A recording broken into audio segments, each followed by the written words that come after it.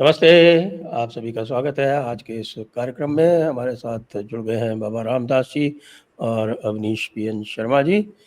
और आज का विषय जो ज्वलंत विषय है, यानी कि उपराष्ट्रपति का इस्तीफा, वहीं से आरंभ करेंगे और उसके बाद और विषय भी अवश्य लेंगे, क्योंकि राहुल गांधी के बारे में भी कई समाचार आ रहे हैं, वो भी डिस्कस करने आवश्यक है। और आप लोगों से अनुरोध है कि कृपया चैनल को सब्सक्राइब कर लें, वीडियो को लाइक कर लें और बेल आइकॉन अवश्य दबा लें। तो बाबा जी, ये जगदीप धनखड़ का क्या हुआ, क्यों हुआ, कैसे हुआ, इस समय क्यों हुआ? सर, गॉडफादर फिल्म का एक प्रसंग आता है उसमें कि जब वो उसकी डॉन की बेटी की शादी हो जाती है ना, तो वहाँ उसमें पूछता है कि ये जो नया दामाद है इसको कुछ फैमिली बिजनेस में कुछ दे दिया जाए, इसको इन्वॉल्व किया जाए। तो वो कहता है no, never involve him in the family business, just give him a living but never involve in the family business. Sir, ये जो लोग पार्टी और संघ की आइडियोलॉजी और संस्कार में दीक्षित नहीं है, उनको शीर्ष पदों पर तक नहीं लाना चाहिए और उनको गिव देम ए लिविंग, संगठन में इस्तेमाल करिए और छोटी मोटी पोस्टों तक करिए, पर सर शीर्ष पदों तक नहीं लाना चाहिए। अब आई थिंक अब कम से कम भाजपा की शीर्ष नेतृत्व को इतनी अकल आ गई होगी, बार बार दूध से जलने के बावजूद इन्होंने सबक नहीं सीखे हैं। और अब तक सर कितने आ गए आप देख लीजिए, लंबी लिस्ट हो गई। तो ऐसे लोगों को शीर्ष नेतृत्व, शीर्ष पोजीशन तक नहीं लाना चाहिए। ये एक बार और मिस्टर धनखड़ ने प्रूव कर दिया है। और दूसरी एक चीज सर, एक पॉइंट मैं हमेशा से शुरू से पॉइंट आउट कर रहा हूं,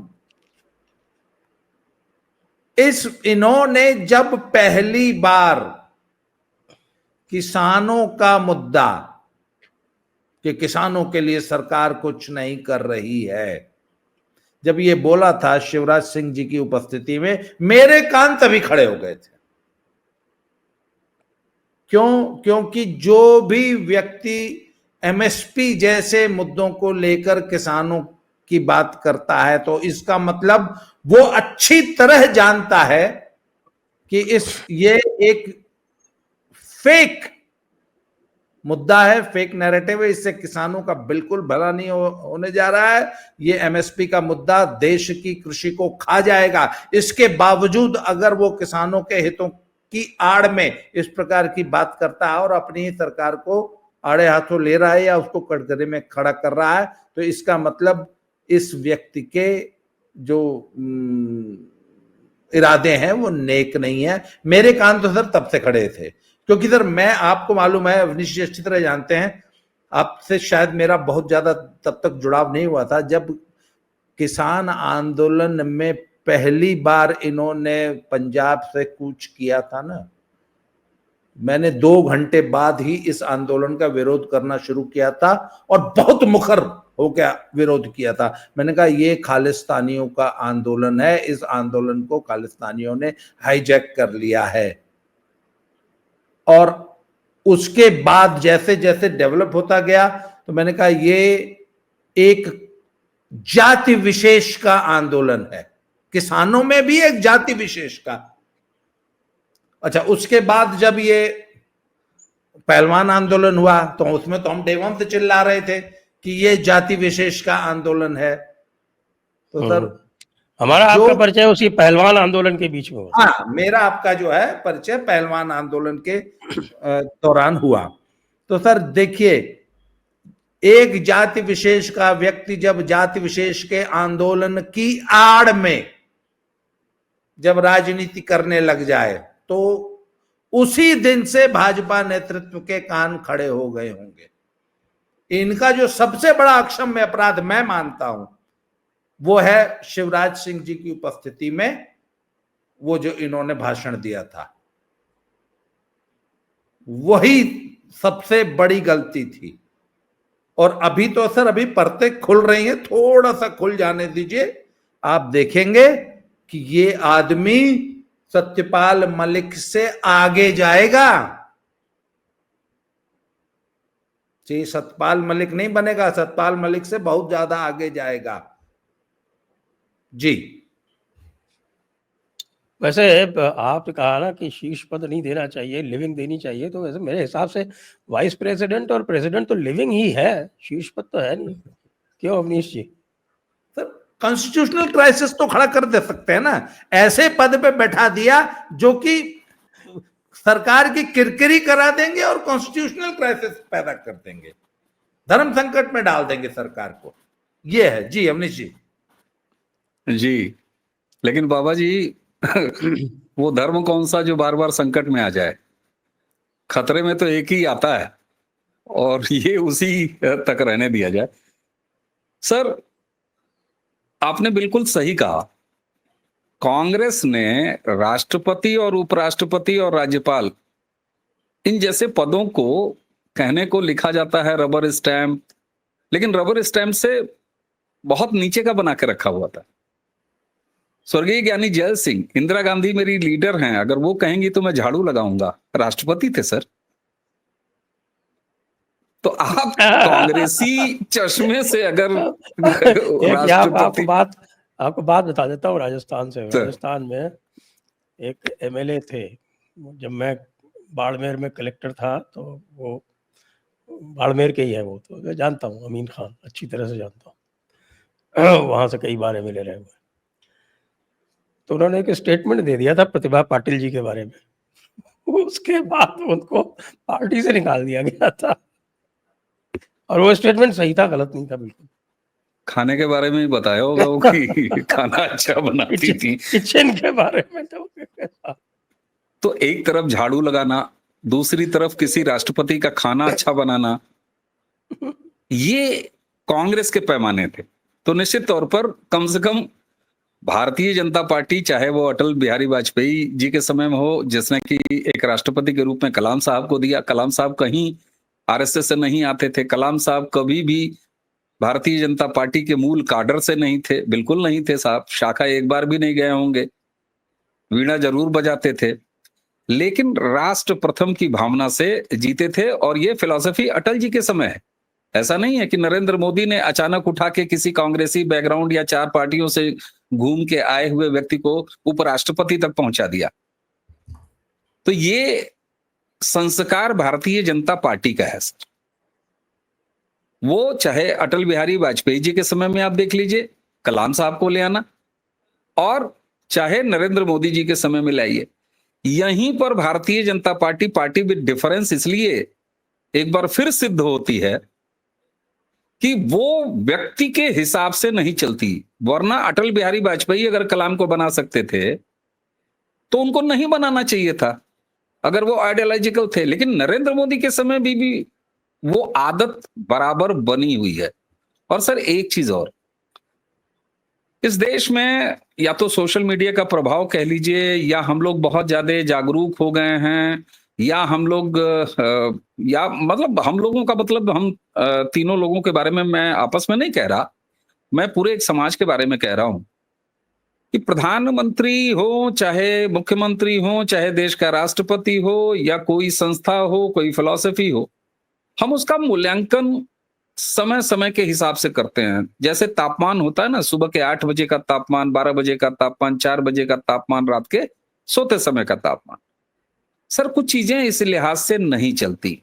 और एक चीज और, एक ऐसा व्यक्ति नरेंद्र मोदी जो आडवाणी जी के उपस्थिति में 2014 में पहली बार चुन के आने के बाद पार्टी को अपनी मां कहता हो और उसके बाद भावुक होकर रो देता हो, तो कम से कम ये संस्कार जरूर बताते हैं कि party with difference Bharatiya Janata party कहीं क्यों जाती है, चाहे वो वाजपेयी जी के समय में, चाहे वो आडवाणी जी के अपने चरम काल में, या नरेंद्र मोदी, अमित शाह, जेपी नड्डा के समय।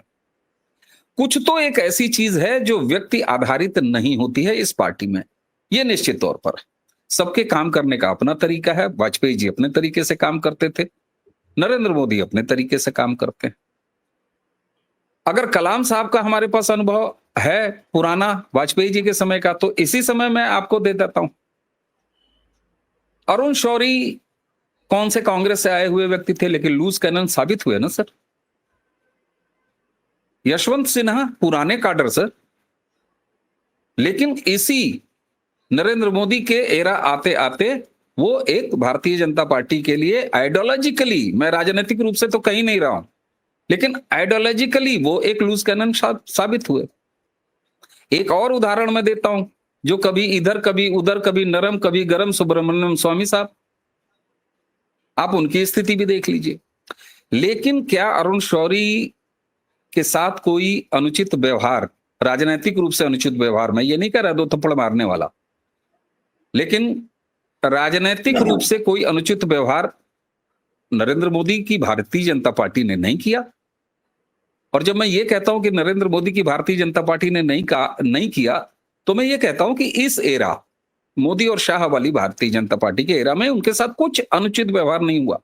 यशवंत सिन्हा कहां से कहां चले गए। एक समय ऐसी स्थिति थी कि बेटा भारतीय जनता पार्टी में और पिता जो है वो बेगाना अब्दुल्ला बने घूम रहे हैं। आज वो किस पार्टी में है। लेकिन उस समय भी शत्रुघ्न सिन्हा, एक और उदाहरण ले लीजिए, वाजपेयी जी के समय से अगर आप कहें तो आइडियोलॉजिकल बॉन्डिंग थी, लेकिन उसके बाद आज वो कहां है। उसी के साथ साथ सुब्रमण्यम स्वामी जी को एक राज्यसभा मेंबरशिप दी, उसके बाद दोबारा नहीं दिया, ये अलग डिसीजन है। एक सबसे प्रमुख उदाहरण मैं बता रहा हूं आपको, जो काम करने वाला उदाहरण है, हेमंता विश्व शर्मा। हेमंता विश्व शर्मा को कांग्रेस से लेके आए और असम में जब लेट 70s में बहिरागत आंदोलन चला, उसी आंदोलन से निकले हुए दो चेहरे, एक प्रफुल्ल कुमार मोहंती जो सबसे कम उम्र में मुख्यमंत्री बन गए क्योंकि वो भारतीय जनता पार्टी और संघ की विचारधारा के साथ आए, और दूसरा वामपंथियों के विचारधारा में गया तो आज भी बर्मा के जंगलों में गोलियों की प्रतीक्षा कर रहा है। लेकिन उसी असम में कांग्रेस के किले को भेदा भारतीय जनता पार्टी ने, किसके नेतृत्व में सर? सर्वदानंद सोनोवाल के नेतृत्व में। एक 5 साल का टर्म सर्वदानंद सोनोवाल ने अपनी लीडरशिप में चलाया असम को, और उसके बाद दूसरा चुनाव भारतीय जनता पार्टी ने असम में सर्वदानंद सोनोवाल के नेतृत्व में लड़ा। लेकिन चुनाव लड़ने के बाद जब सरकार बनने की स्थिति आ गई तो उसके बाद क्या हुआ? सर्वदानंद सोनोवाल साहब गए दिल्ली और हेमंता विश्व शर्मा असम के मुख्यमंत्री। एक और उदाहरण मैं आपको दे रहा हूं, फिर मैं कंक्लूड करूंगा कि ये सारे बिंब मैं खींच क्यों रहा हूं। आप नरेंद्र मोदी साहब की कैबिनेट देख लीजिए, 2014 से लेकर 2019 वाले टर्म में, 2024 वाले टर्म में। उनकी इस बात के लिए आलोचना भी होती है, कई बार समर्थक भी आलोचना करते हैं, कई बार उनके विपक्षी तो खैर आलोचना के लिए पैदा ही हुए हैं। वो ये कहते हैं साहब आप अश्विनी वैष्णव जैसे प्रोफेशनल को, एक टेक के बंदे को आप लाके रेल मंत्री बना देते हैं। एक नौकरशाह जो कि डिप्लोमेट हैं उनको आप विदेश मंत्री बना देते हैं। तो भैया नेता क्या करेंगे, राजनेता क्या करेंगे? यहीं पर एक चीज समझ में जो आती है कि नरेंद्र मोदी कम से कम, ये उनकी फिलॉसफी है कि जो व्यक्ति सही काम कर सकता हो ऐसी टीम का निर्माण करो और ऐसे व्यक्ति को सामने लेके आओ। और एक और उदाहरण मैं दे दूं, ऑपरेशन सिंदूर को जब दुनिया भर में एस्टैब्लिश करना था, दुनिया भर में फैलाना था, दुनिया भर में भारत की बात पहुंचानी थी, तो किसका चुनाव हुआ सर? उसमें ओवैसी थे, उसमें शशि थरूर थे, उसमें कनिमोजी थी, उनमें तमाम ऐसे लीडर्स थे। तो ये नरेंद्र मोदी की एक राजनीतिक शैली है जिसमें वो एक समावेशी राजनीति वाकई बनाना चाहते हैं। और यहीं पर यह बात समझ में आती है कि जवानी जमा खर्च नहीं है कि सबका साथ सबका विकास। वो जनता में अगर सबका साथ सबका विकास की बात करते हैं तो भारत प्रथम के लिए, भारत को श्रेष्ठ करने के लिए, सही काम सही जगह सही समय पे करने के लिए जो भी व्यक्ति उपयुक्त है, उसमें यह फिल्टर नहीं है कि वो कांग्रेसी गुलाम होना चाहिए, 10 जनपद का गुलाम होना चाहिए, नेहरू जी के सत्ताई छायावाद में ही पला होना चाहिए, उसी को हम करेंगे। अदरवाइज जरा पद्म पुरस्कारों से लेके, पद्मश्री पुरस्कारों से लेके भारत रत्न के पुरस्कार तक देख लीजिए। तो एक समावेशी राजनीतिक शैली नरेंद्र मोदी की है, इसमें कोई दो राय नहीं है। और ये उनको विरासत में मिली है। जब मैं कहता हूं कि कलाम साहब कौन से संगी थे पैदाइशी, कितने दिन वो नागपुर की शाखा में गए थे? नहीं गए थे। उसके अलावा नरेंद्र मोदी जब आते हैं तो प्रणब मुखर्जी साहब से उनके रिश्ते आप देख लीजिए। तो एक विचारधारा के स्तर पर बिल्कुल संकीर्ण हो जाना, जिसमें कांग्रेस एक ऐसे कल्चर का निर्माण करती है जहां राजेंद्र बाबू को नहीं दिया जाता है भारत रत्न, जहां अंबेडकर साहब को नहीं दिया जाता है, और जहां जीवित रहते हुए भी पिता और पुत्री वो ले लेते हैं। तो ये एक कांग्रेसी कल्चर और भारतीय जनता पार्टी या इनकी मातृ संगठन आरएसएस से चलाए संगठन में साफ साफ संस्कृति का फर्क और संस्कारों का फर्क दिखाई देता है। अब आ जाता हूं धनखड़ साहब पे। सर आदमी गलतियों का पुतला होता है।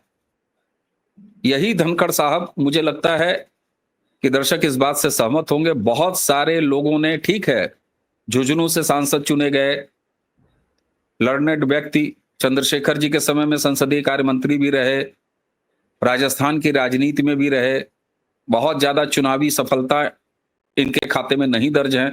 लेकिन वेस्ट बंगाल के गवर्नर से पहले बहुत सारे लोगों ने धनखड़ साहब के बारे में नहीं जाना होगा। लेकिन जब तक ये वेस्ट बंगाल के गवर्नर रहे, मुखर रहे, फ्रंट पर उतरे, और जिस तरीके से नरेंद्र मोदी की भाजपा ने या उनकी सरकार आप कह लीजिए कि राष्ट्रपति उपराष्ट्रपति केवल रबर स्टैंप है, सेरेमोनियल पोस्ट हैं, सिर्फ इतना नहीं, गवर्नर तक फील्ड में उतरे, कई मिथकों को तोड़ा गया। वेंकैया जी के समय में उपराष्ट्रपति कार्यालय को आप देख लीजिए और उसकी फंक्शनिंग को देख लीजिए। तो ये परंपरा जो कांग्रेस ने बना रखी थी, जो कांग्रेस के समय में ऐसा होता था कि नहीं नहीं राष्ट्रपति तो जब तक ऐसे ही रहते हैं, उपराष्ट्रपति का काम तो केवल रिबन काटना है और बौद्धिक भाषण देना है। इन सारी जगहों को, गवर्नर तो केवल पोस्ट रिटायरमेंट सेशन राजनेताओं को खेलने का समय है, जैसे ब्यूरोक्रेट जो हैं वो एक्सटेंशन ले लेते हैं, उसके बाद इधर उधर चले जाते हैं, किसी निगम का अध्यक्ष, कहीं कुछ सलाहकार बन गए, कुछ बन गए। यही हाल बना रखा था कांग्रेस ने। लेकिन नरेंद्र मोदी या भारतीय जनता पार्टी का कल्चर, इसमें राष्ट्रपति अगर हैं तो आपको भी काम करना है, उपराष्ट्रपति अगर हैं तो आपको भी काम करना है, राज्यपाल है तो आपको भी काम करना है। और यही वजह थी कि धनखड़ साहब सबसे ज्यादा अगर जाने गए पूरे भारत में तो जब वो वेस्ट बंगाल के गवर्नर थे। अब बात आती है उनका इस्तीफा क्यों हुआ। सर उनका इस्तीफा क्यों हुआ नरेंद्र मोदी जी ने मुझे नहीं बताया है, मैं नहीं जानता। लेकिन उनका इस्तीफा किन स्थितियों में हुआ वो अंदाजा लगाया जा सकता है कि उनका इस्तीफा हो जाने के बाद क्या क्या घटनाएं घट रही हैं। सर ये अप्रत्याशित है। प्रधानमंत्री 3 लाइन का ट्वीट करते हैं, वही प्रधानमंत्री जो एक उपराष्ट्रपति, जो कि मजहबी उपराष्ट्रपति जिसका एजेंडा मजहबी, उसके विदाई समारोह न सिर्फ आयोजित करते हैं बल्कि उसमें एक लंबा भाषण देते हैं। हालांकि ये अलग बात है कि सुना भी देते हैं। इसी के बाद गुलाम नबी आजाद की विदाई में भावुक हो जाते हैं। लेकिन धनखड़ साहब के लिए सिर्फ 3 लाइन लिखते हैं कि आप अच्छा किए, अब जाइए आराम करिए। उसके बाद जो काम हो रहे हैं, जो सेंट्रल विस्टा में उपराष्ट्रपति का पूरा कॉम्प्लेक्स बना हुआ है, उसमें एक प्रॉपर सेक्रेटरिएट भी है, सोशल मीडिया का एक अलग विंग है, डेपुटेशन पे बहुत सारे अधिकारी अलग अलग राज्यों से आते हैं। इस्तीफे के 3 दिन बीत रहे हैं जब आप ये वीडियो रिकॉर्ड कर रहे हैं, जब हम लोग बात कर रहे हैं। सारे अधिकारियों को उनके मूल क्वार्टर्स में भेज दिया गया है। ये एक रूटीन है सर, 15 दिन में वैसे भी जाना होता है अधिकारियों को, जो जो डिप्यूटेड होते हैं, डेपुटेशन पे होते हैं। तो ये तो चलिए ठीक है। लेकिन सोशल मीडिया टीम को तुरंत हटाया गया। इसके अलावा आवास खाली कराया गया। इसके खाली हो गया क्या? जी हां, और धनखड़ साहब ने खुद इनिशिएट किया था। धनखड़ साहब ने तो खुद इनिशिएट किया था। अब स्थितियां क्या हैं? क्या धनखड़ साहब जब राष्ट्रपति भवन पहुंचे बिना किसी अपॉइंटमेंट के, और आधा घंटा उनको राष्ट्रपति भवन में प्रतीक्षा करनी पड़ी क्योंकि अप्रत्याशित रूप से वो अपना इस्तीफा लेकर राष्ट्रपति भवन तक पहुंचे थे, ये सारी स्थितियां ये बताती हैं कि सहज, सामान्य और केवल मेडिकल आधार पर यह विदाई धनखड़ साहब की नहीं हुई है। जैसा कि बाबा जी ने अभी कहा कि उन्हें उम्मीद है, हालांकि 3 दिन बीत गए हैं, अभी वो चुप हैं, लेकिन मुझे भी बाबा जी से यहां मैं सहमत हूं कि धनखड़ साहब बोलेंगे, निश्चित तौर पर बोलेंगे। वो मुखर व्यक्ति हैं, उनको बोलना भाता है। अब सवाल ये होता है कि बहुत सारी थ्योरीज चल रही हैं कि देखिए साहब, जो कोर्ट से टकराता है वो चूर चूर हो जाता है। लोग रिजिजू साहब का उदाहरण दे रहे हैं, इनका भी उदाहरण दे रहे हैं, कई सारे लोग इम्पीचमेंट का भी उदाहरण दे रहे हैं, कोरे कागज पर सांसदों के हस्ताक्षर करा दिए गए, ये सारे उदाहरण दिए जा रहे हैं। लेकिन मैं बाबा जी से बिल्कुल सहमत हूं, ये 24 घंटे में नहीं हुआ है सर, ये बिल्कुल 24 घंटे में नहीं हुआ है। और एक चीज और, धनखड़ साहब को राष्ट्रपति बनाना या ऐसे कितने भी और अपॉइंटमेंट अभी आने वाले हैं या आगे होते जाएंगे, बिना किसी उद्देश्य के इस तरह के अपॉइंटमेंट कम से कम नरेंद्र मोदी की सरकार नहीं कर सकती। जो व्यक्ति इतना माइन्यूट काम करता हो कि उज्ज्वला योजना जैसी योजना को लॉन्च करने के लिए उत्तर प्रदेश का बलिया जनपद चुनता हो और उसका कारण खुद बताता हो कि पूरे देश में एलपीजी आबादी के हिसाब से सबसे कम कनेक्शन बलिया में हो, वो सर ऐसे नहीं कर सकता कि आओ उसको सपना आ गया, जैसे कांग्रेसी लोगों को सपना आ जाता था कि मुख्यमंत्री का चेहरा पसंद नहीं आया, उड़ते जहाज में मुख्यमंत्री बदल दिए गए। ऐसा नहीं है, प्रायोजन से होता है। हाँ, निश्चित तौर पर कई बार इस तरह का प्रयोग रिस्की होते हैं, ये भी मैं मानता हूं। कई बार ऐसा लगता है कि इस तरह के प्रयोग उल्टे पड़े हैं, ये भी मैं मानता हूं। इस तरह के सिग्नलिंग तो कम से कम गई ही है। और इस बात की पुष्टि इसलिए होती है सर कि पहली बार 11-12 सालों में मैं नरेंद्र मोदी सरकार में कोई ऐसी चीज हो रही है जिसको खुद सरकार ने होते हुए दिखाया है और इस बात को इंश्योर किया है कि धनखड़ साहब की विदाई इस तरीके से हो कि पूरा अमला, पूरा देश, पूरी मीडिया, पूरा इकोसिस्टम, सारे ज्ञानी विज्ञानी सब ये जाने। लेकिन सर एक चीज जरा नोटिस करने वाली है, मैं आगे इस पर जरूर बात करना चाहूंगा। धनखड़ साहब के इस्तीफे के बाद थोड़ा सा कांग्रेस और बाकी लोग I love you Dhankhar ji, I love you Dhankhar ji, जैसे इन्हें मोहब्बत आडवाणी जी पे भी समय समय पे आ जाती रही है। केवल नरेंद्र मोदी का विरोध करना है तो आडवाणी जी को जाके पप्पियां देना शुरू करेंगे। धनखड़ साहब के लिए क्या छातियों में दूध उतरा सर, शानदार तरीके से। लेकिन वो कुछ घंटे का था, उसके बाद कांग्रेस की चुप्पी क्या कहती है? निश्चित तौर पर कांग्रेस की चुप्पी वहीं से निकल के आती है जहां जाके धनखड़ साहब फंसे, और फंसे हुए धनखड़ साहब का नरेंद्र मोदी सरकार ने कायदे से इलाज कर दिया। हो सकता है धनखड़ साहब मुखर हों, लेकिन मुझे थोड़ा सा कम भरोसा है कि मुखर होंगे भी तो दूसरे तरीके से होंगे। लेकिन निश्चित तौर पर एक चीज तो है कि नरेंद्र मोदी और अमित शाह की भारतीय जनता पार्टी सही व्यक्ति का चुनाव सही काम के लिए करती है। अब यही समावेशी राजनीति है। अब इसमें भी अगर आप ये कहिए कि नहीं आपको पैदाइशी संघी ही होना है, तो फिर तो सर ये एक ऐसी आदर्श स्थिति होगी कि जिसमें काम करना मुश्किल हो जाएगा। वापस चलते हैं बाबा जी के पास में। तो ये धनखड़ जी का तो कार्यक्रम हो गया, और जैसा अवनीश जी ने भी माना है कि भाई ये, और मैंने जैसे कहा कि भाई ये जो आपने देखा कि अंतिम दिन की जो भी प्रक्रिया हुई राज्यसभा में, वो केवल एक बहाना है, वो असली कारण नहीं है। उसके पीछे बहुत सारे कारण हैं और जिनकी हमने लगभग एक बार चर्चा कर ही ली है।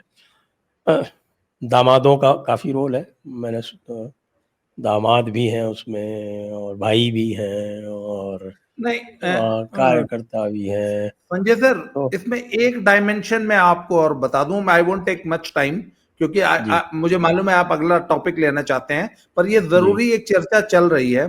देखिए, आज की तारीख में 4 स्टेट्स में जहां जाटों का ज्यादा कंसंट्रेशन है, उसमें से 3 स्टेट्स के जाट मोर और लेस कांग्रेस के वोटर्स हैं। फिर वो चाहे राजस्थान हो, चाहे हरियाणा हो, चाहे पंजाब हो। पंजाब का जट सिख भी आज की तारीख में कांग्रेस का वोटर है। और कांग्रेस की जो इस वक्त जो पॉलिटिक्स है वो बहुत ज्यादा दलित दलित दलित दलित कर रही है। मैं आपको बताऊं, अभी कल मेरे पास एक ऐसा व्यक्ति बैठा था, मेरा बड़ा क्लोज फ्रेंड है वो, जो कि राहुल गांधी से एक मीटिंग में 3.5 घंटा उनके साथ रहा। पिछले हफ्ते वो मीटिंग हुई है, पंजाब के कार्यकर्ताओं को बुलाया था राहुल गांधी ने, बिना किसी नेता के। ही वेंट, उसने मुझे बताया। और राहुल गांधी ने 3.5 घंटे की मीटिंग, सोच लीजिए अब। तो उसने पूछा कि पहले बताओ आप लोगों में से कितने लोग दलित हैं, कितने ओबीसी हैं। बकायदा रोल कॉल हुई। अच्छा, उसमें 2 ही सवर्ण थे, 21 लोगों का डेलीगेशन था। तो वो जो एक जट था ना, उसने बाहर आके टिप्पणी की, यार राहुल जी कुछ ज्यादा ही दलित दलित नहीं करने लग गए। ये खुद उस दलित कार्यकर्ता ने मुझे बताया। हरियाणा के जाट भी राहुल के राग दलित से बहुत ज्यादा, मतलब अनमने से हैं। और हुड्डा की लीडरशिप से भी निराशा है। ये भी सब जानते हैं कि हुड्डा से पिंड छुड़ाना चाहते हैं, छुड़ा नहीं पा रहे हैं राहुल गांधी। तो सर, जाटों की लीडरशिप में एक बहुत बड़ा वैक्यूम क्रिएट हो रहा है। और कांग्रेस पार्टी एक ऐसा जाट चेहरा ढूंढ रही है जो कि पूरे रीजन में, हरियाणा, पंजाब, राजस्थान और पश्चिमी उत्तर प्रदेश में, सब में स्वीकार्य हो जाए। हाँ, लेकिन सर, जगदीप धनखड़ जी तो केजरीवाल की पार्टी के अध्यक्ष बनना चाहते हैं, मैंने सुना। नहीं सर, नहीं, वो उनके कोई और हो। परंतु एक बात जान लीजिए कि कांग्रेस जो है ना, विक्टिम कार्ड खेलने में बहुत तेज है, ये ध्यान रखिएगा। और I am very much sure, आने वाले दिनों में आप देखेंगे कि कांग्रेस इनको विक्टिम बना के प्रस्तुत करेगी कि हाय, जाटों का एक इतना सीनियर, इतना पढ़ा लिखा, इतना ऐसा, इतना है विनम्र आदमी, और बीजेपी ने इतनी बेइज्जती करके निकाला, ये कर दिया, वो कर दिया, मतलब जो भी हुआ। तो सहानुभूति के लहर पे सवार होके हो सकता है as a Jat leader present किया जाए, प्रस्तुत किया जाए, प्रोजेक्ट किया जाए आने वाले समय में धनखड़ साहब को। जी, अब आप अगले टॉपिक पे चल रहे थे। सॉरी, हाँ, मैंने वैसे तो पूरा राजस्थान जानता है कि वो एक कॉरपोरेटर का चुनाव भी नहीं जीत सकते, लेकिन फिर हाँ, ठीक है साहब, दिल के बहलाने को गालिब ख्याल, ये भी अच्छा है, ये भी अच्छा है। और ये अगर करेंगे तो जो स्थापित लीडर है राजस्थान के, वो क्या करेंगे? कम से कम राजस्थान के बारे में मैं कह रहा सर एक छोटा सा छेपक अगर अनुमति हो तो मैं भी जोड़ दूं। हूँ। जी, बाबा जी कह रहे हैं कि बड़ा इनको घुमाएंगे, विक्टिम कार्ड खेलने की कोशिश करेगी कांग्रेस। इलेक्शन है कहाँ सर? और जनता की स्मृतियां कितनी लंबी होती हैं। हरियाणा का चुनाव हो गया, पंजाब में जाट फैक्टर कितना है ये बताइए। दिल्ली का चुनाव हो चुका, उत्तर प्रदेश में 27 में चुनाव है, बिहार में कितने नहीं नहीं जाट हैं सर, मतदाता? पंजाब में तो जाट फैक्टर बहुत ज्यादा। अभी इस वक्त कांग्रेस में जो सबसे बड़ी खींचतान चल रही है, वहां पे चन्नी को एज ए लीडर प्रोजेक्ट करने का लीडर प्रोजेक्ट मन बना रहे हैं राहुल गांधी। और इस चीज को लेके जट सिखों में बहुत ज्यादा असंतोष है। लेकिन स्वास्थ्य कारणों से इस्तीफा हुआ है सर। सत्यपाल मलिक साहब जो है वो इस्तीफे के बाद गए, सर, आप बीमार एक हुए, बात और बोल ये रहे तो हैं इस्तीफे से कि पहले बीमार हो गए। सत्यपाल मलिक को इस्तीफा नहीं देना पड़ा, उनका टेन्योर समाप्त हुआ। नहीं नहीं सर, सत्यपाल हाँ मलिक हाँ, ने एक बात टेन्योर रिटायर कही होने के कंप्लीट थी बाद करके गए। कि इन रिटायर तीनों होने के लड़कियों को पूरे राजस्थान में विक्टिम बना के घुमाओ। हाँ, आप पूरा पहलवान आंदोलन उठा के देख लीजिए, वो सिर्फ विक्टिमहुड की पॉलिटिक्स थी। ये बेशक एक वोट न दिला पाए, परंतु जाटों में एक विक्टिम पैदा कर देंगे। ये देखो बेचारा, इसके साथ बहुत बुरा किया मोदी ने। मोदी ने तो अब्दुल के साथ भी बड़ा बुरा किया है, वो भी विक्टिम कार्ड खेलने के महारथी हैं, लेकिन हो कुछ नहीं रहा सर। जी अच्छा, चलिए अब दूसरे प्रकरण पे चलते हैं कि साहब कांग्रेस ने पार्लियामेंट ठप कर रखी है, सुना आज तो सुना मंडे से शुरू करने के लिए तैयार हो गए हैं, लेकिन जो मुद्दे हैं वो एक तो आपको पता ही है, ऑपरेशन सिंदूर पे बड़ा भारी उनको आपत्ति है, कह रहे हैं कि साहब प्रधानमंत्री इसका उत्तर दें।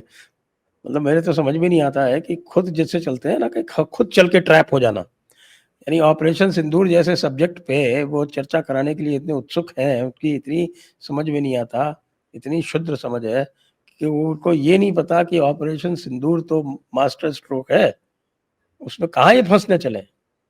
लेकिन जो साथ में दूसरा जो मैटर जो उठा रहे हैं बार बार, SIR वाला, स्पेशल इंटेंसिव रिवीजन का, वो बड़ा इंटरेस्टिंग है साहब। अब वो स्पेशल इंटेंसिव रिवीजन, बड़े मज़े की बात है कि बिहार में पिछली बार 2003 में हुआ था, और उसके बाद फिर 2005 के चुनाव में लालू जी चुनाव हार गए थे, और 2000 से 2005 के चुनाव के बीच में, यानी इंटेंसिव रिवीजन के बाद जो चुनाव हुए थे, उसमें वोट जो आपका वोटर टर्नआउट था वो 62% से घट के 45% हो गया था। जी बाबा जी। सर,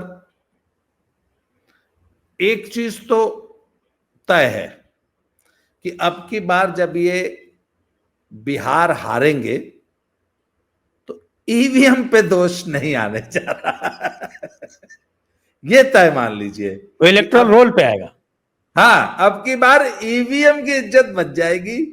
अब तो इलेक्शन चुरा लिया, वोट चुरा लिया, वोटर लिस्ट नहीं दे। अच्छा, एक बात मुझे आज तक ये समझ में नहीं आई, ये इतना बड़ा सफेद झूठ बोलते हैं कि हमने इनसे मांगी थी, इन्होंने वोटर लिस्ट नहीं दी।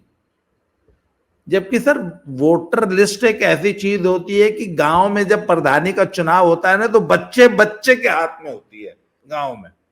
गांव में जो लड़के होते हैं ना सर, मैंने 18-20 साल के लड़कों को वोटर लिस्ट लेके उसकी फोटोस्टेट कापियां करा के एक एक नाम पे टिक मारते हैं कि भाई फलनवा यहाँ रहत हो, फलनवा यहाँ हो, इसको ऐसे बुलाना है, ये फलाने का वोट है, इसको टिकट करा के मत बुलाओ, ये वोट वहां जाएगा। एक एक नाम पे चर्चा करते हैं सर वोटर लिस्ट। ये राहुल गांधी कहते हैं हर पार्टी को फ्री में वोटर लिस्ट मिलती है। वोटर लिस्ट राहुल गांधी को नहीं मिलती। अरे सर, चट्टी की दुकानों पर समोसे बिकते हैं, वोटर लिस्ट में इतनी अवेलेबल होती है, पर राहुल गांधी को नहीं मिलती वोटर लिस्ट। तो सर, ये इस प्रकार के झूठ बोल के। अच्छा, एक बात और बताओ, शहरी जो लड़के हैं या जो शहरी जनसंख्या, वो इस लुकमों में आ भी सकती है कि नहीं भाई वोटर लिस्ट नहीं मिलती। गांव में तो वोटर लिस्ट वाकई घर घर होती है। और आप जो ये झूठ बोल के हैं। अच्छा, दूसरी चीज, इनको पता नहीं है कि वोटर लिस्ट कितनी बार रिवाइज होती है, और वोटर लिस्ट में पे कैसी कैसी रिसर्च होती है गांव में। क्योंकि सर, जो गांव का जो प्रधानी का चुनाव होता है ना, मुझे ऐसा लगता है कि दुनिया का सबसे जटिल और सबसे कठिन चुनाव है। और मैं एक बात की और गारंटी लेता हूं, मोदी भारत में 400 सीट जीत सकते हैं, कोई बहुत कठिन लक्ष्य नहीं है। पर गलती से भी कभी मोदी प्रधानी का चुनाव लड़ गए ना, तो हरा देंगे लोग। तो गांव के लोग प्रधानी लड़ते हैं और अच्छी तरह जानते हैं कौन कहां रहता है, कौन वोट देने आएगा और कौन नहीं आएगा। और सर, जो लोग परमानेंट छोड़ के जा चुके हैं, मर चुके हैं, उनके नाम पे तुम मर्सियां पढ़ रहे हो। हैं 52 लाख या कितने लाख वोटर कट गए सर। गांव के लोग इन मुद्दों से विचलित नहीं होते। गांव के लोग अच्छी तरह जानते हैं कि सच्चाई क्या है। जी अवनीश जी इस पे तो बड़ा अच्छा एडिशन करेंगे। मुझे लग रहा है सर उसी को बता रहे हैं। लेटेस्ट फिगर जो इलेक्शन कमीशन ने जारी किया है, लगभग 7 लाख कुछ हजार जो हैं वो फर्जी हैं, और लगभग 27 लाख के आसपास, 22 लाख के आसपास जो है वो लोग गुजर चुके हैं। तो ये करीब जो है 30 लाख के आसपास परमानेंट चले गए हैं। जी जी जी, टोटल 68 आ रहा है। मृतात्माओं से इनको वोट चाहिए होता था। और एक बड़ा इंटरेस्टिंग वीडियो भी मैंने अपने एक्स पर पोस्ट किया है, जिसमें एक बिहार के गांव के सरपंच, एक मिनट, सबसे बड़ा एग्जांपल मैं बैठा हूं सर। 4 वोट अजीत सिंह के, 5 वोट अजीत सिंह के परिवार का महापुर की वोटर लिस्ट से कट के जलंधर में दर्ज है।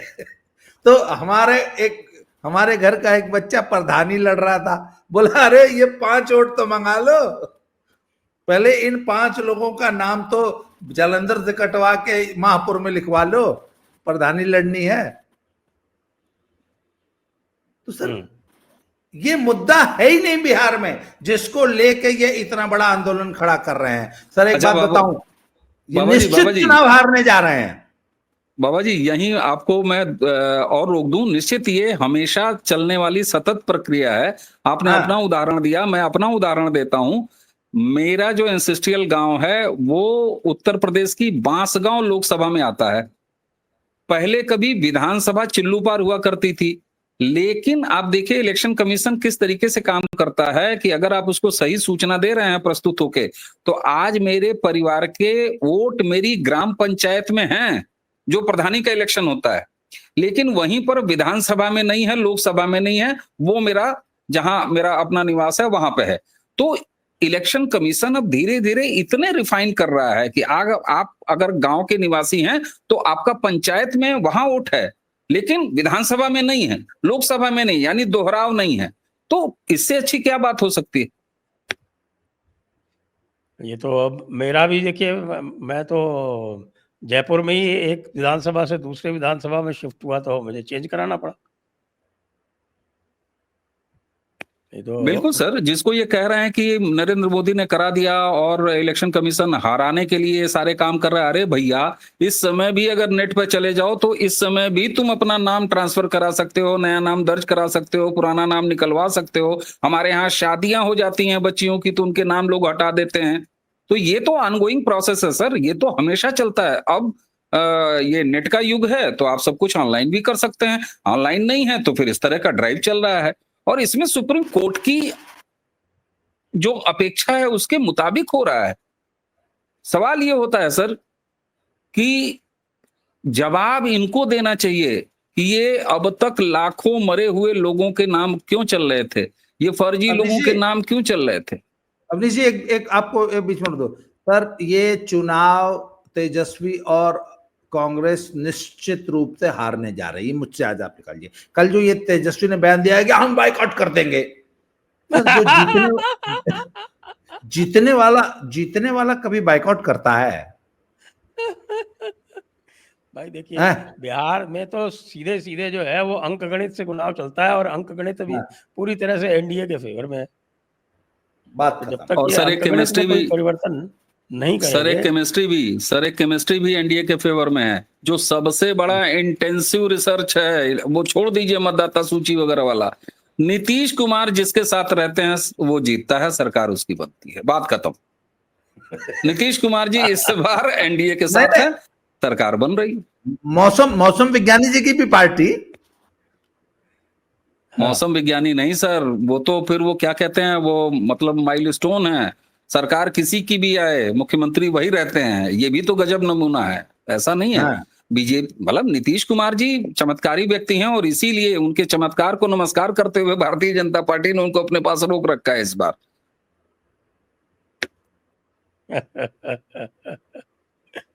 आइए थोड़ा सा उत्तर प्रदेश की भी बात कर लेते हैं साहब। उत्तर प्रदेश में एक बड़ी घटना मेरे विचार से हुई, जिसको किसी ने विशेष महत्व नहीं दिया, और वो योगी जी ने ब्रिजभूषण शरण को बुला के उनसे बात की, तो ये क्या है, ये क्या घटना है बाबा जी? सर ये एक ऐसा विषय है जिस पे हम लोगों पे ओमर्टा लागू है। ओमर्टा वो इटालियन माफिया में एक टर्म है कि चाहे कुछ हो जाए, कुछ बातें हाँ। बाहर नहीं जानी चाहिए। सर उत्तर प्रदेश में लोकसभा के चुनाव से ही क्षत्रिय वोट बैंक में एक बड़ा जबरदस्त असंतोष, कुछ गुस्सा, कुछ इस टाइप की बातें थी, और बहुत सारी बातें जो कि पर्दे के पीछे कही जाती हैं वो हम लोग मंच पे कहते नहीं हैं कि आखिर क्यों 240 पे रह गई भाजपा, किसने किसका टिकट काट दिया, कौन वोट दिया, कौन नहीं दिया, कौन वोट देने नहीं आया, कौन हार गया, किसने हरवा दिया। इसमें सर बहुत बड़े बड़े, और अच्छा ये असंतोष, क्षत्रियों की नाराजगी, मुझे तो शुरू में विश्वास ही नहीं था। मैं तो अंत तक ये मानने को तैयार नहीं था कि यार चाहे कुछ हो जाए ठाकुर बिरादरी भाजपा के खिलाफ वोट दे देगी, ये मैं कतई मानने को तैयार नहीं हूं। वोट दिया भी नहीं है, पर वोट देने नहीं निकली है, स्पेशली उत्तर प्रदेश में तो नहीं है निकली है। और तो सर सारी क्षत्रिय वोट बैंक और क्षत्रिय लीडरशिप एक झंडे के नीचे यूनाइट हो रही है, और आई थिंक वो जो पहल है, ऑफ कोर्स राष्ट्रवादी ताकतों के साथ खड़ी हो रही है, और जो छोटे छोटे मतभेद थे उनको दूर करके एक बड़ा वृहद अम्ब्रेला, और उसकी पहल जो है योगी जी ने की है। योगी जी ने बाकायदा बुलवाया है, उनको बुलवा के मिले। और सिर्फ योगी जी नहीं है सर, उसमें और भी जो छोटे छत्रप हैं, मैं नाम सबका नहीं लूंगा, लेना भी नहीं चाहिए, परंतु क्षत्रिय लीडरशिप में जो छोटे छोटे और लोग हैं, वो बहुत सारे लोग इस प्रक्रिया में इन्वॉल्व हैं, और दिल्ली में भी बैठे हुए कुछ बड़े लीडर्स वो भी इन्वॉल्व हैं। और लोगों ने तो यहां तक कहा है कि बड़े लीडर्स के इशारे पर ही ये मीटिंग हुई है। दिल्ली में कुछ लीडर्स हैं, उन्होंने कहा कि आप लोग जरा मिल बैठ लीजिए जी। Okay okay okay. तो क्योंकि ये घटना जब मेरी आंख से निकली तो मैंने कहा भाई आपसे पूछूं, आपसे अच्छा कौन जानेगा इसके बारे में, लेकिन अब आप नहीं बता रहे हैं तो कोई बात नहीं, ऑफलाइन बता दीजिएगा। और अखिलेश बाबू के प्रयास तो लगातार अब चल रहे हैं। अब तो वो सुना अचानक पूजा पाठ ही हो गए हैं, मंदिर का निर्माण करवा रहे हैं, ये क्या हुआ? और दूसरी तरफ डिम्पल भाभी जो है वो बिना सर ढके चली जाती है मस्जिद में, और उसके ऊपर तो बड़ी आपत्तियां हो रही हैं। ये बड़ी पहेली है, क्योंकि Akhilesh is getting very very restless and he is not sure about his Muslim vote bank. पता नहीं मुस्लिम वोट बैंक को लेके अखिलेश इतने आशंकित क्यों हैं, और जिस तरीके से उन्होंने सरेआम हिंदू जनमानस को हर्ट कर देने वाली हरकतें वो कर रहे हैं, राइट। आप देख लीजिए ना कि राइट फ्रॉम राम मंदिर प्राण प्रतिष्ठा, उसका विरोध करना, उसमें न शामिल होना, उनके किसी भी सांसद का उसमें न शामिल होना, अयोध्या की विधानसभा सीट से हारने पर उसको जो है अयोध्या का राजा बताना, और ये तमाम बातें हिंदुओं को हर्ट करने वाली काम कर रहे हैं मुसलमानों को खुश करने के लिए। उसके बाद जिस तरीके से उन्होंने कितना लंबा अभियान चलाया कुंभ के खिलाफ, तो सर ये बातें हिंदू तो इस बात को देख रहा है ना, और कर रहे हैं मुसलमानों को खुश करने के लिए। तो जबकि मुसलमानों के सामने प्रॉब्लम है कि उनके पास अखिलेश के अलावा कोई रास्ता ही नहीं, वो तो जहाज के पंछी हैं बेचारे, उड़ के जाएंगे कहां। आप बताइए, आज यूपी का मुसलमान अगर अखिलेश को वोट न दे तो आखिर देगा किसको? इसके बावजूद अखिलेश हिंदुओं को नाराज करने तक की हद तक जाकर मुसलमानों को पटाने की कोशिश कर रहे हैं। और अब डिंपल के साथ, अच्छा एक बात आपको बताऊं, एक बार मंच पे डिंपल ने बहन जी के पैर छू लिए थे। उसी में चुनाव हार गए थे लोग, यादवों ने वोट डालना बंद कर दिया। इस बात का अहिरों ने इतना बुरा माना था ना, आप सोच नहीं सकते।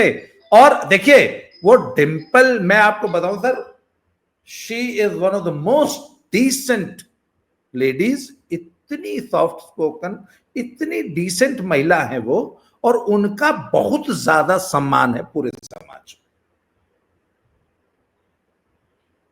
परंतु वो बहन जी का जो भतीजवा था उसने तो पैर छुए नहीं इनके। डिंपल ने, वो उसका संस्कार है सर, उसने बुआ जी के पैर छुए, पर लोगों को बहुत बुरा लगा था कि तुम पॉलिटिक्स करो, हमारी बहू को इन्वॉल्व मत करो अपने इन टुच्चे कामों में। सर बहू को लेके जब आप तुम जाते हो ना ये मस्जिदों में, सर गांव के लोग बहुत बुरा मानते हैं इस बात का। अवनीश जी आप बताइए। बाबा जी आपने मैं उस पर आता हूँ, बिल्कुल बुरा मानते हैं, बिल्कुल बुरा मानते हैं। एक चीज मैं आपको बताऊं, आप जो ये कारण तलाशने की कोशिश करना ना कि अखिलेश यादव हिंदुओं को बेइज्जत करने की कीमत पर भी मुसलमानों के नजदीक जाने, उनको संतुष्ट करने का प्रयास क्यों कर रहे हैं? जानते हैं उनको खतरा किससे है? उनको खतरा राहुल गांधी से और कांग्रेस से है। कांग्रेस अब जिस तरीके से मुसलमानों को ये याद दिला रही है कि तुम्हारा अंतिम ठिहा हम ही हैं, और जब तक तुम हमारे पास थे, तुम आरजेडी के पास बिहार में नहीं गए थे, तुम ममता बनर्जी के पास बंगाल में नहीं गए थे, तुम मुलायम सिंह और अखिलेश यादव के पास नहीं गए थे उत्तर प्रदेश में, तब तक हम सत्ता में थे और तुम्हारी जो चीजें हैं वो दुरुस्त चल रही थी। तुम्हारी ये दुर्गति नहीं हो रही थी जो तुम्हारी दुर्गति भारतीय जनता पार्टी के शासन में आ जाने के बाद हो रही है। इसी के साथ साथ मुसलमान भी ये समझ रहा है भैया कि न 2014, न 2019, न 2024, न 2017, न 2022, और तो और बिहार में भी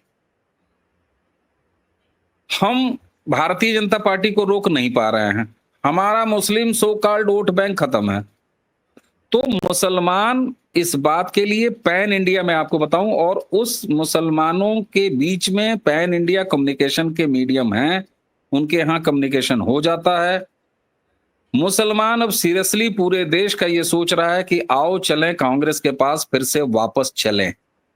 और कांग्रेस के पास अगर मुसलमान वापस जाता है, जो कि परंपरागत रूप से कांग्रेस के पास ही रहा, तो फिर जितनी भी क्षेत्रीय पार्टियां, ममता बनर्जी से लेके लालू प्रसाद यादव परिवार से लेके मुलायम सिंह का ये पूरी लेगेसी, ये सारी की सारी क्षेत्रीय पार्टियां खत्म हो जानी है सर।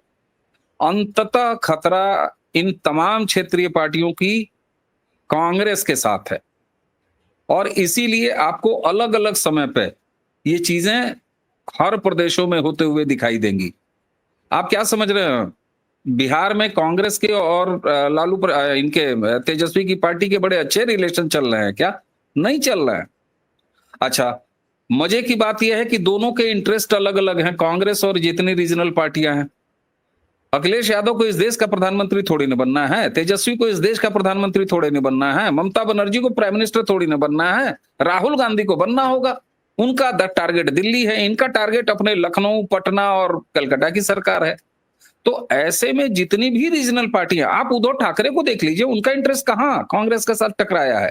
अंततः ये जान रहे हैं कि अगर दो खेमे बटे, एक खेमा भारतीय जनता पार्टी और एनडीए के पास और दूसरा कांग्रेस के पास, तो हम खत्म हो जाएंगे, राज्यों में हमारी राजनीति खत्म हो जाएगी। ये मुसलमान वोट बैंक को साधने की कवायद है, और ये खतरा अखिलेश यादव को राहुल गांधी से है, राहुल गांधी की कांग्रेस से है। क्योंकि राहुल एक लंबे एजेंडे पे काम कर रहे हैं जी।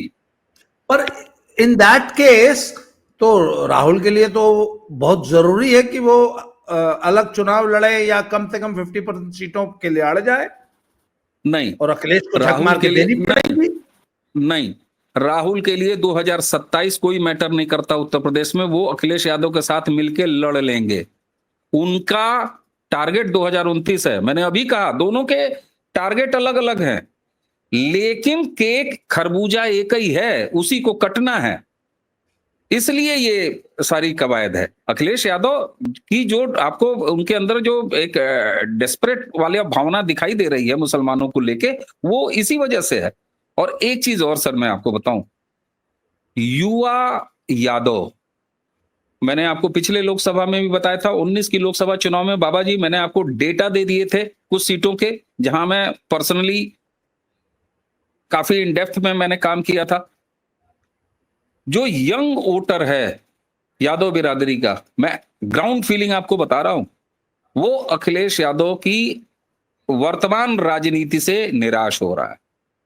उसके अंदर बहुत ज्यादा, जैसे जो मिडिल एज वाले यादव हैं और जो बुजुर्ग यादव हैं, उनका बस यही है कि नहीं ये परिवार हमारे लिए सब कुछ है। लेकिन जो यंगस्टर्स हैं, जो नई जनरेशन आ रही है, इनके MY में से Y वाला, उनके अंदर एक निराशा आ रही है और वो दूसरे विकल्पों पर भी ध्यान दे रहे हैं। और लोकसभा में मैं एक बात बार बार कहता हूं, लोकसभा हो चाहे कोई भी चुनाव हो, उसमें अगर इतने ज्यादा सीटें किसी पार्टी को या इतना ज्यादा अगर बहुमत किसी पार्टी को मिलता है, तो इसका अर्थ होता है कि समाज के हर पॉकेट से उसके पास वोट आए हैं। और ये बातें सिद्ध होती हैं, 2019 के इलेक्शन में भी सिद्ध हुई। अब कई लोग ये कह सकते हैं कि भैया 2024 के लोकसभा चुनाव में उत्तर प्रदेश में झटका क्यों लगा? तो उस झटके पे बहुत कुछ नहीं कहा जा सकता है, जैसा कि बाबा जी आपने भी मजबूरी जताई। झटका तो लगा है, कई बार घर के अंदर से भी झटके लगते हैं। उसमें भी वो झटके, सर झटका भी दो थ्योरी चलती है, पता नहीं कौन सी सही है। बोला झटका दिल्ली से लगा या यूपी से लगा, भूकंप का केंद्र कहाँ था ये नहीं तो अभी तक झटका, क्लियर नहीं हुआ है। कुछ लोग कहते हैं भूकंप का केंद्र दिल्ली था।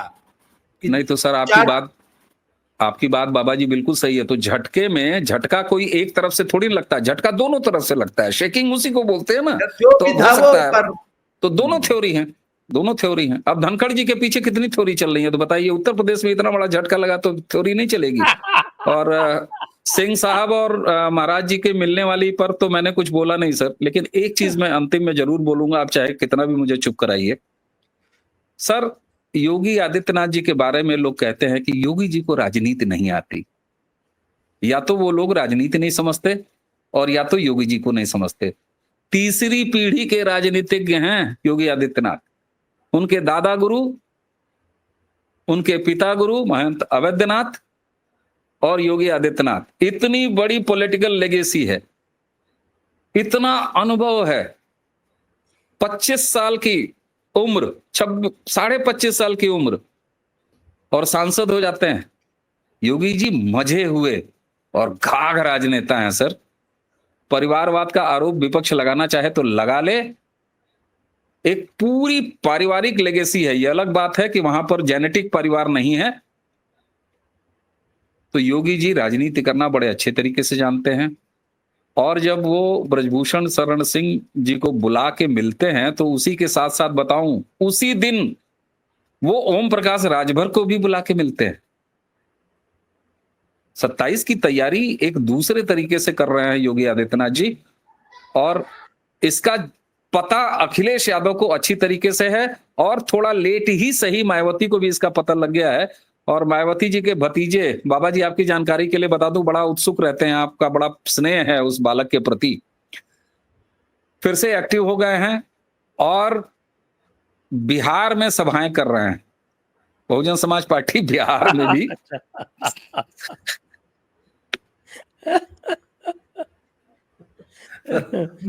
मैं उनकी बिहार की सभा से इंप्रेस नहीं होगा जब तक यूपी में सभा नहीं करेंगे, तब तक मैं उनको एक्टिव नहीं मानूंगा।